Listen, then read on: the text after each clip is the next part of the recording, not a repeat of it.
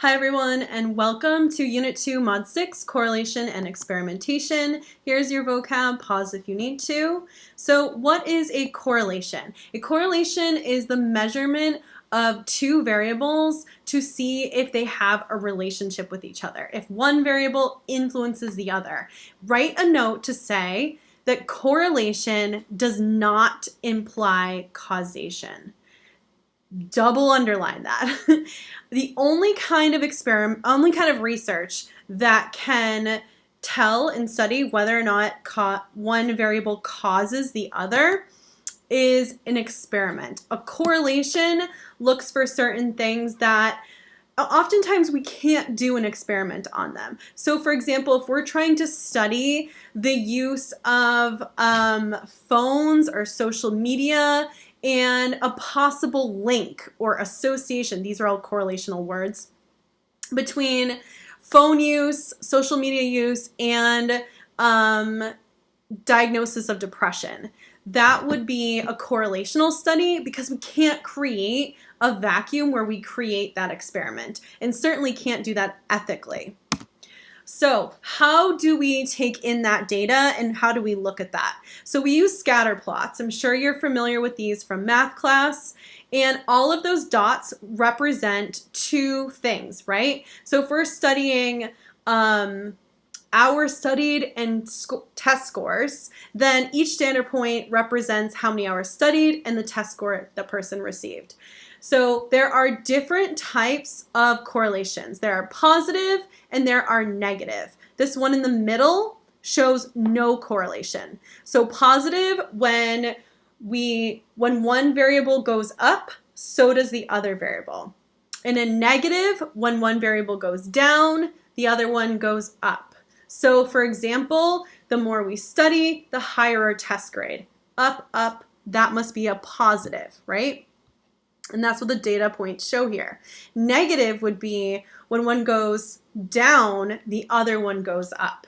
So the more we watch TV, the lower our test scores. That would be a negative correlation. It's not cause and effect. It's showing us a relationship between those two data points. A correlational coefficient is giving us a statistical index that is numerical. So the strongest negative correlation, and these are equal to each other, is a -1, and the strongest positive is +1. Those are straight lines, positive this way and a straight line this way. Those are equal, -1 and +1. So, and this would be a 0 here, okay? No correlation. So in this question, which of the following is the strongest correlational coefficient?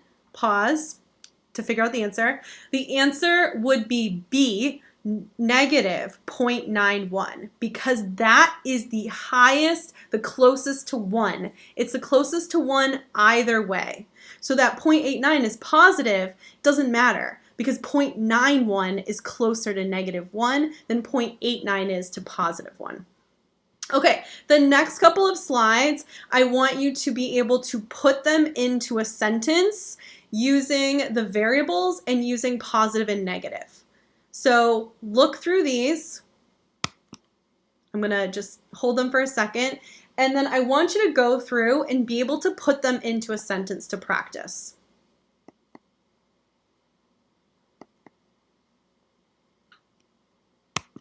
And we can go over those in class if you have questions. Okay, so an illusory correlation. So this is when we don't use data to decide, hey, there's a correlation between these two things, but we kind of just make it up.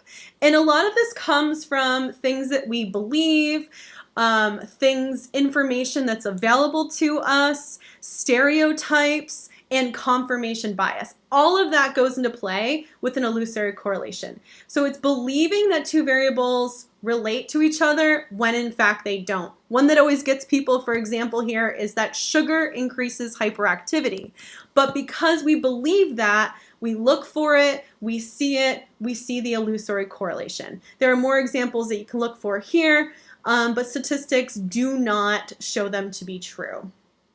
Another thing to remember is that we tend to regress towards the mean. So if you have an extremely poor score on a math test you are going to tend towards the average next time. If you have, unfortunately, if you have a really great score in math, you're probably going to regress towards your mean on the next one. So the mean is kind of steady here, and we're kind of like this. And that's regardless of all the other things we do. So sometimes we look to all these other reasons why we're getting a particular score, but really regression towards the mean is just the norm. Like, you had a really great one last time, so it makes sense that, you didn't do so well. It all averages out to the mean. So let's move on to experiments. So this is where we are studying. This is the only type of research where we study cause and effect. So look at this study real quick. Caffeine and productivity. This is something we can experiment on because we can control and manipulate the variables. What are the two kinds of variables? This is super important. I would go over this part of this video multiple times because it's going to come up on an FRQ, on the unit test, and on the AP exam. So independent variables, this is the factor that is being manipulated. So it is if you put it into a hypothesis, it is the if blank, if cause, right? That is our independent variable. It's the thing that we're testing.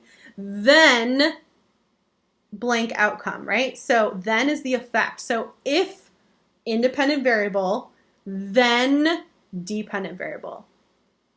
So, because the dependent variable is the effect. So pause and put this experiment in the if-then sentence and tell me which is the independent and which is the dependent. Pause. So if we consume caffeine, then our productivity increases. So if caffeine, that means that caffeine is the independent variable, then productivity, that's the one we're measuring for change, so that's our dependent variable. It all seems very easy when it's being explained to you, but you need to practice this in order to make sure you know it. Confounding variables are any variables that unintentionally alter, there are variables that unintentionally alter the scores, the data. So let's say that the caffeine people were being tested on productivity at 3 p.m., and the no caffeine people were being tested at 7 a.m. That could be a confounding variable. So one way that we prevent confounding variables is random assignment. So we talked about in our last video random assignment, but we also talked about random sampling. Random sampling is used in correlational studies and experiments. It's taking that huge population we want to study and putting it down into that sample size that's actually data that we can use, right? Because we can't study everyone in the population we want. Random assignment is we already have that random sample, and now we want to assign those people randomly to either a control group or an experimental treatment group. This prevents confounding variables, so we talked about in the previous slide. So the easiest way to do this, if you're writing it in an FRQ, is to say that the researcher could use random assignment by drawing names from a hat to determine who goes in the control group and who goes into the experimental group. That would be a great response. So what are these two groups? What do the two groups mean? The first is control group. The control group is the group that is exposed to the independent variable. So pause and think back to that previous slide on caffeine and productivity. What is the experimental group getting? In the control group, they are not receiving that treatment. They are not receiving the independent variable. So experimental group gets the independent variable, control group does not. So go back and figure out which is which here. We can talk about it in class. Here's another example that you can look at. So a double-blind procedure is when we are doing an experiment, particularly when we're doing a medical experiment such as this one exampled here, we need to have the person who is distributing that medicine to be ignorant about if they are giving a person a sugar pill, which is a placebo, which has designed to have no real effect, but People think it's real. It looks real. Or the real medication. Why would we not want this person to know if that person is getting the real meds or not? Well, think about everything we've learned already about how the brain works. Think about confirmation bias, illusory correlations. We need to, confounding variables. We need to prevent this person from knowing which one is the real one, and we need to prevent the patient from knowing if they receive the real medication or not, so that when they're citing symptoms, they're not experiencing placebo effect, which is very, very real. And this is when an effect on the behavior that they're getting, like a sugar pill, for example, but they're saying, I feel better. Those blood pressure symptoms that I was having, they're going away. They're reducing. Or maybe they believe, if they knew it was fake, they might say, oh yeah, they're still the same. But the placebo effect might have them saying, oh, I'm feeling better, even if it's a sugar pill. So double blind, the doctor doesn't know, and the patient doesn't know who's getting the real pill. Nocebo effect is also something that can happen. It's not a vocab word, but it's interesting and important to note that huge list of possible side effects, your doctor doesn't go over those one by one with you on purpose, because that can actually be harmful to you. You can experience those harmful side effects just by believing that you're experiencing them, just because you took that pill, which, by the way, could be a placebo, right? And you could experience those negative side effects. So doctors have to be careful with what information they give you. We need to make sure, finally, that our tests, our research is valid. So a valid test is measuring what it is intended to measure. So every time a mouse gets on a scale, it says that that mouse weighs 600 pounds. Every single time that mouse gets on the scale, 600 pounds. That is a reliable scale, but it is not valid unless this is a Guinness Book of World Records mouse. So it can be reliable, it can be consistent in getting us a score, but it doesn't mean it's testing what it's intended to test. So in order for research and tests to be good, they must both be reliable and valid. All right, so takeaways. Remember that correlation does not imply causation. Only experimentation does that. Remember the difference between positive and negative correlations. Remember those correlational coefficients. Need those to go away. Experimental versus control group. Remember that the experimental group is the one that receives the treatment, the independent variable. The control group does not receive the independent variable.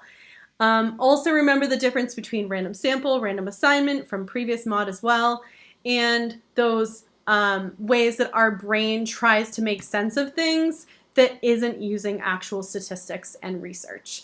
All right, I hope this was helpful, and I will see you all in class. Thanks.